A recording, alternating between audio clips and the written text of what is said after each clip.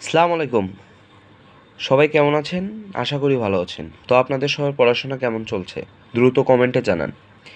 এবং আমার প্রিয় এসএসসি পরীক্ষার্থীগণ, আপনাদের উদ্দেশ্যে একটা কথা, যে এই বইটাকে আপনাদের ভয় পাওয়ার কোনো দরকারই নেই। এই বইটা খুবই একটা সাধারণ, এবং এই বইটাকে আহামরি কিছু মনে করারও দরকার নেই।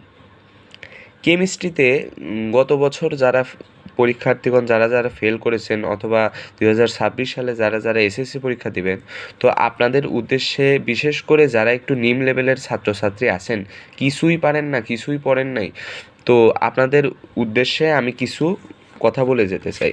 তো এই যে বইটা আছে, এই বইটার আপনারা আহামরি সবগুলো অধ্যায় আপনাদের পড়ে শেষ করার কোনোই দরকার নেই।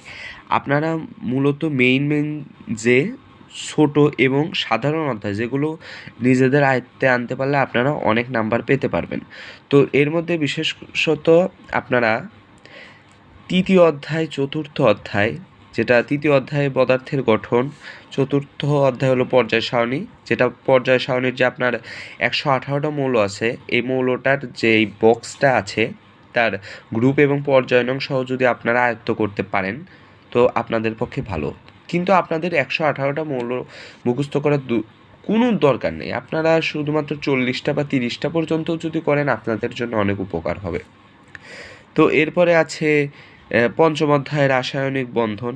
তো এই অধ্যায়টা অনেকের কাছে একটু কঠিন লাগে, তো যারা একটু ভালো মস্তিষ্কের আছেন, তো তারা এটা চেষ্টা করতে পারেন। কিছু অংশ সংক্ষিপ্তও আপনারা চেষ্টা করে দেখতে পারেন।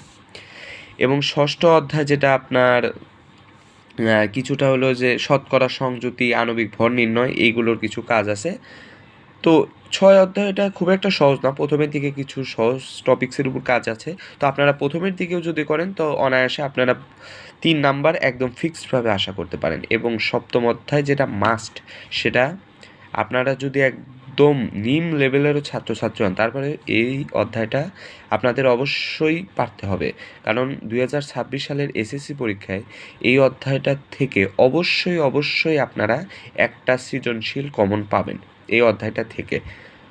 এবং এই অধ্যায়ের যে বিক্রিয়াগুলো আছে, জারণ বিজারণ বিক্রিয়া, রেডক্স, নন রেডক্স, পানি বিয়োজন, যেগুলো আছে সেগুলো আপনারা যদি হুবহুভাবে মুখস্থ করে ফেলতে পারেন, তো আপনাদের পরীক্ষায় অবশ্যই একটা না একটা সৃজনশীল কমন পড়বে।